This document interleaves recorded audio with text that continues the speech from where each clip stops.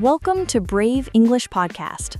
Your journey from stuttering to standing out.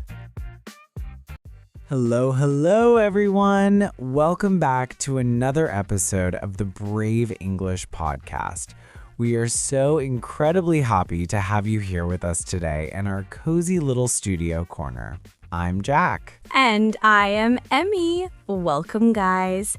Whether you are driving to work, doing the dishes, or hiding in your room practicing your English vowels, thank you for letting us be part of your journey today. We've got a massive episode for you today. But before we dive into the how-to part, Emy, I have to ask. I saw your Instagram story yesterday. You looked, well, let's say mentally exhausted. What happened to that networking event? Oh, Jack, don't remind me. It was a massacre, a complete social massacre. I went to that mixer for digital creators, right? I promised myself I'd be professional. I even practiced my elevator pitch in the shower for 20 minutes. An elevator pitch. For those listening, that's a short, persuasive speech used to spark interest in what you do. It's supposed to be finished in the time it takes to ride an elevator. So you had the pitch ready, you were prepared. What went wrong? Did you forget your name? I wish I had forgotten my name. That would have been less embarrassing. So I'm standing there, holding my lukewarm water, and this very serious-looking guy in a crisp navy suit walks up to me. He shakes my hand, firm grip, very professional, and asks the forbidden question. The question that makes my soul leave my body and my English vocabulary evaporate. So, tell me about yourself. Exactly. My heart started racing. I looked him in the eye, and instead of saying, "Hi, I'm Emy, a content creator focused on educational storytelling," my brain just snapped.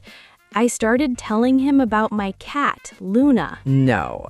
Emy, please tell me you didn't. I did.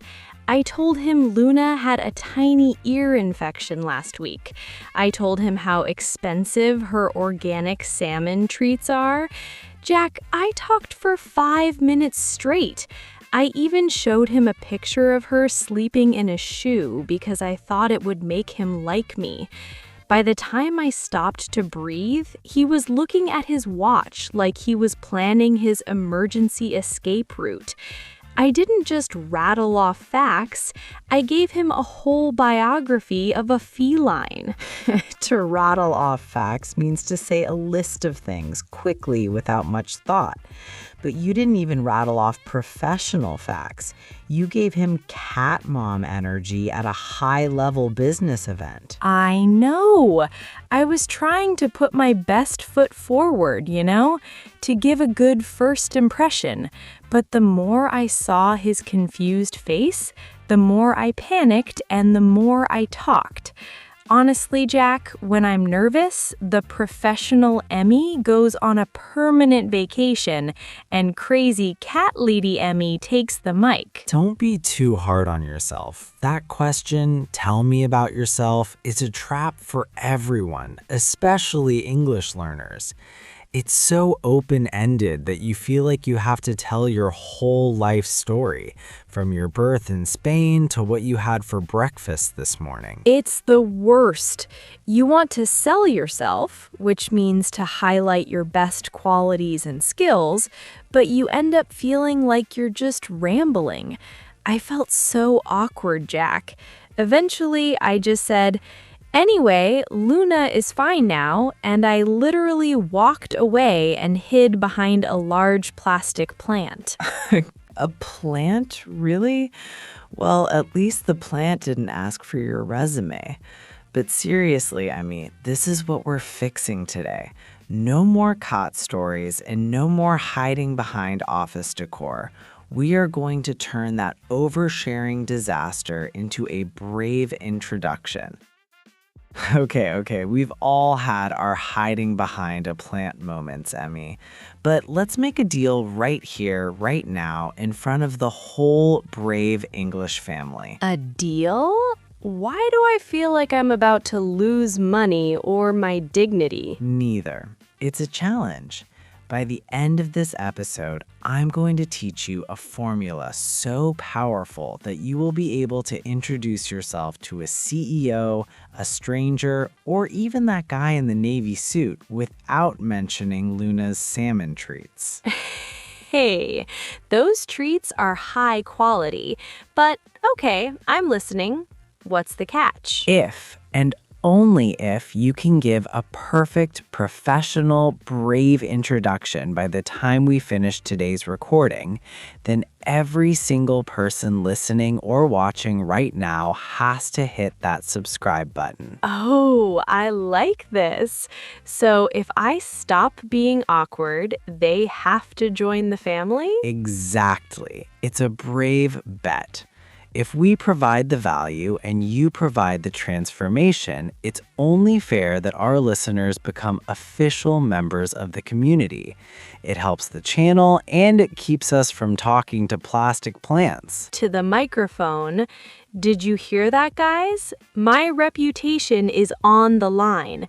So if you want to see me win, and if you want to stop feeling awkward yourself, click that button right now.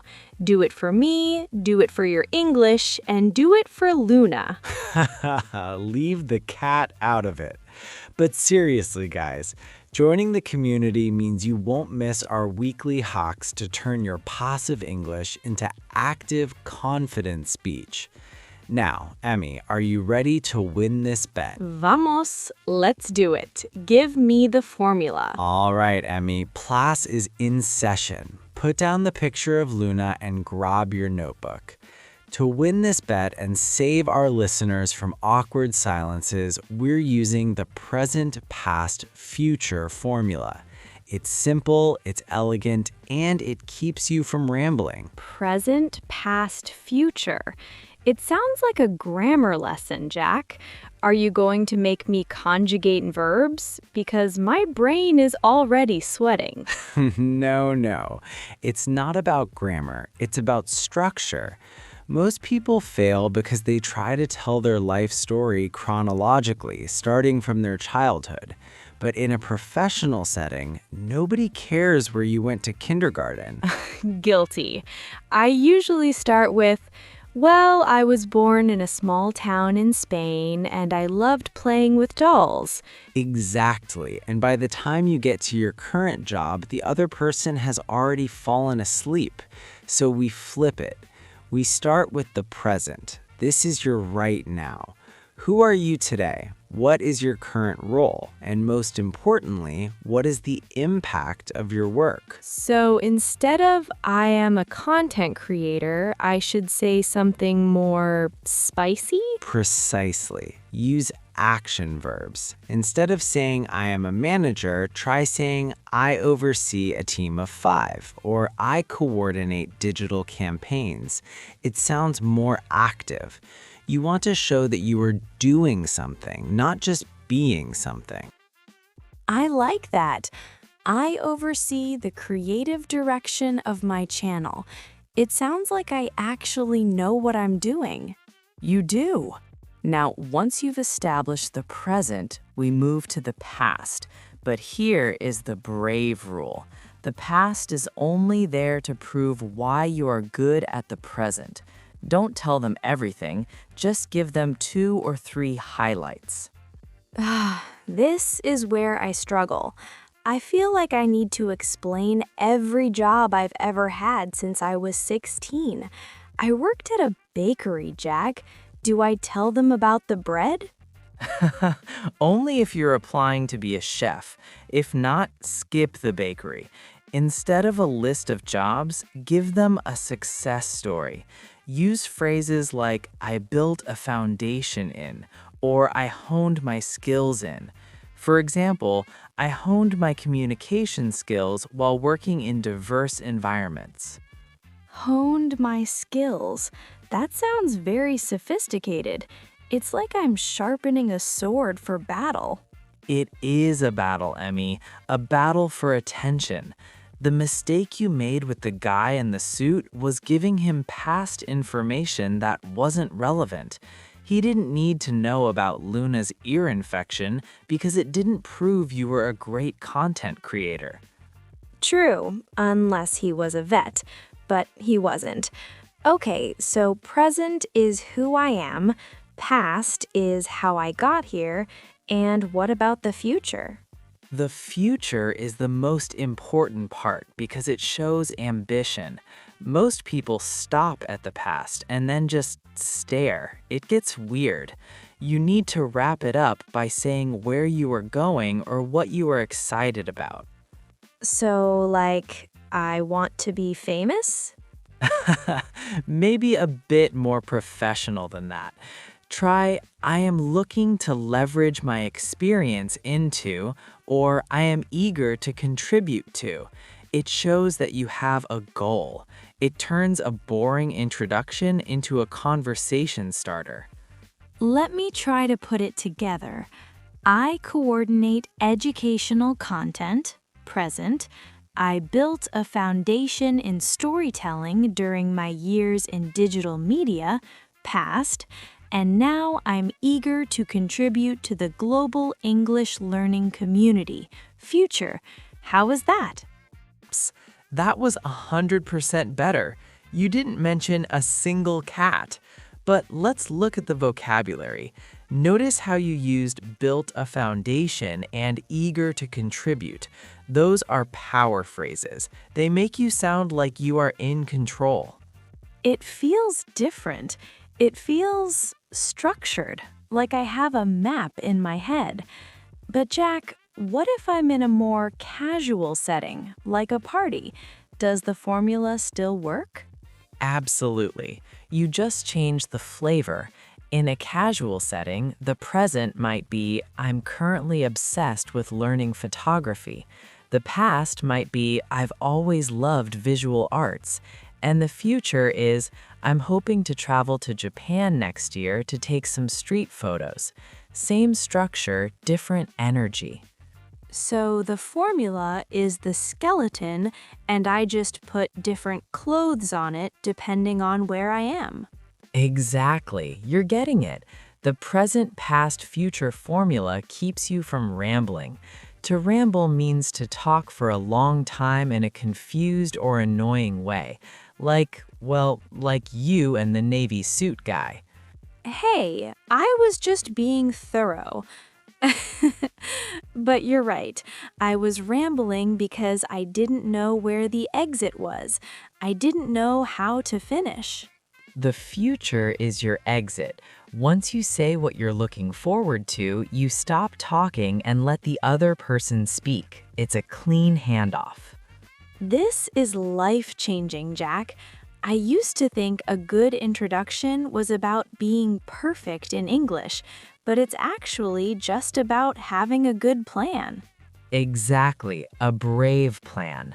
Now, before we move on, I want to give our listeners a few more professional upgrades for their vocabulary. Instead of saying I'm good at, try I excel at.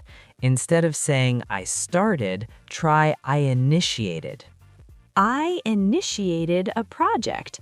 Oh, I feel like a CEO already. Careful now. Don't let the power go to your head. We still have to bridge the cultural gap because how you introduce yourself in Madrid is very different from how you do it in London or New York. Oh, don't even get me started on that. In Spain, we are like a big open book. And that's exactly what we're tackling next. Jack, we have to talk about the culture shock factor because honestly, even with your present, past, future formula, I still feel like I'm fighting my own DNA sometimes. Your DNA? That sounds serious, Emmy. Is the Spanish spirit fighting the British Reserve? Exactly. You see, in Spain and in many Mediterranean or Latin cultures, an introduction isn't just a professional exchange, it's an invitation to be friends. If you ask me, tell me about yourself in Madrid, and I don't tell you about my family, my favorite tapas place, or my cat's ear infection, I feel cold. I feel like I'm being a robot. Totally get it. It's what we call the cultural nuance of communication. A nuance is a very small, subtle difference in meaning or feeling. And when it comes to introductions, the nuance between personal and professional varies wildly across the globe. It's so confusing. When I moved to an English-speaking environment, I realized that if I shared too much, people looked uncomfortable, like I was giving them a gift they didn't want. In Spain, we wear our hearts on our sleeves, but in London or New York, it feels like everyone is wearing a very polite, very professional shield. That's a great way to put it. In the UK or the US, especially in business, we value conciseness and boundaries. To be concise means giving a lot of information clearly and in a few words. We think, I respect your time, so I will give you the relevant facts first. It's not that we are cold, it's that we show respect through efficiency. Efficiency. But Jack, how am I supposed to show my personality? If I just give you the present, past, future facts, I feel like a LinkedIn profile come to life. Where is the brave Emy? Where is the fire? The fire is in the delivery, not just the data. You can be professional and warm at the same time. This is where the small talk bridge comes in. In English-speaking cultures, we use small talk as a buffer. It's the light, safe conversation we have before or after the introduction to test the waters. A buffer? Like the bubbles in a package to protect the glass? Precisely. The buffer protects the relationship. If you jump straight into Luna's ear infection, you've smashed the glass. But if you start with, it's a pleasure to meet you, I've heard great things about this event, and then use the formula, you've built a bridge. So I have to learn to read the room. Exactly. To read the room means to understand the emotions and thoughts of the people around you. If you're at a high-stakes business meeting, keep the bridge short. If you're at a creative mixer, you can add a tiny bit of spice, maybe one sentence about a hobby, but you must always come back to the professional core. This was a huge realization for me. I used to think I was being fake by not sharing everything, but now I see that I was just using the wrong language for the culture. I was trying to speak Spanish friendship in an English professional setting. That's a very deep insight, Emy. And there's another side to this, the concept of self-promotion. In some cultures, talking about your achievements feels like bragging or being arrogant. Yes, in my head, I hear a little voice saying, Emy, don't say you excelled at that project. People will think you are full of yourself. We call that the tall poppy syndrome in some places, the idea that you shouldn't stand out too much. But in the English-speaking professional world, if you don't say what you're good at, people assume you aren't good at anything. You have to learn to own your achievements. Own your achievements. I love that. It's not bragging if it's a fact, right? Right. Use phrases like, I'm proud of the fact that or one of my key accomplishments was, this isn't being arrogant, it's being transparent about your value. So the cultural bridge is about balancing my natural warmth with the expected professional structure. I can still be Emy, I can still smile and be passionate, but I need to respect the professional code of the language I'm speaking. Spot on. Think of it like this. Your culture is the flavor, but the English formula is the recipe. You need both to make a good meal. If you have only flavor, it's a mess. If you have only the recipe, it's boring. Well, I definitely have enough flavor to feed a whole city, Jack. I just need to make sure I don't spill the soup all over the navy suit guy next time. Don't worry. The next part of our episode is going to be the crash test. We're going to see if you can actually walk across that bridge without falling into the oversharing river.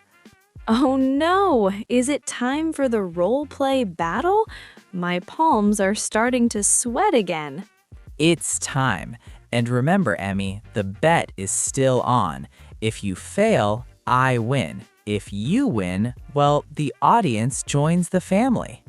All right, Emy, it's go time, the moment of truth. To win the bet and secure those subscriptions, you have to prove you can handle the pressure.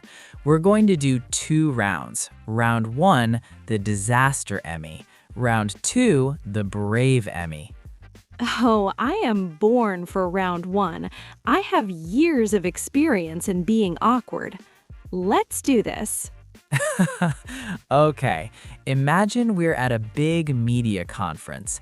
I'm a potential collaborator. I walk up to you with my coffee and say, "Hi there, I'm Jack. Nice to meet you. So tell me a bit about yourself." Oh, hi. Hi, Jack. I love your tie. Is that silk? Anyway, I'm Emy. I'm from Spain. It's very sunny there. You should visit. I moved here recently and I'm just, trying to do things. I have a YouTube channel. It's a lot of work. My mom says I work too hard, but she's just being a mom, Also, I'm really into baking sourdough bread lately, but it's so hard to get the crust right. Wait, what was the question? And stop. Emy, that was painful. I feel like I know your mother and your bread, but I have no idea why I should work with you. See? I told you. I lost the thread completely. I was trying to be warm, but I just sounded like a confused tourist. Exactly. You rattled off facts that didn't matter. You didn't sell yourself, you buried yourself under sourdough. Now let's reset. Take a breath. Use the present, past, future formula. Remember, impact, background, ambition. Okay. I'm ready. Ask me again. Nice to meet you, Emy. So tell me about yourself. It's a pleasure, Jack. Well, currently, I coordinate the creative direction for Brave English, a digital platform that helps thousands of learners turn their passive knowledge into active fluency through storytelling. Present. Before this, I spent 5 years honing my skills in digital media and production, where I learned how to bridge the gap between educational content and entertainment. Past. Right now, I'm looking to leverage that experience to collaborate with other creators who are passionate about global education. Future. Wow, Emy. Who are you and what have you done with the cat lady? Oh my God, that felt so much better. It was like my brain had a straight road to follow instead of a messy forest. It was perfect. Let's break down why that worked. You started with your impact, helping thousands of learners. That's how you put your best foot forward. Then you use the word honing, which sounds very professional. And finally, you ended with an invitation for collaboration. You didn't just talk, You opened a door. And I didn't feel like a robot. I still felt like me, just the boss version of me. Exactly. The CEO of Emy. Feedback-wise, your pace was steady and you didn't use filler words like or because you knew exactly what was coming next. It's all about the structure, Jack. The formula is the brave secret. Well, Emy, I have to admit, you absolutely crushed it. I think I officially lost the bet. You went from cat mom to creative director in record time. I feel like a different person, Jack. And honestly, it's such a relief to know that I don't have to share my whole life story to be warm.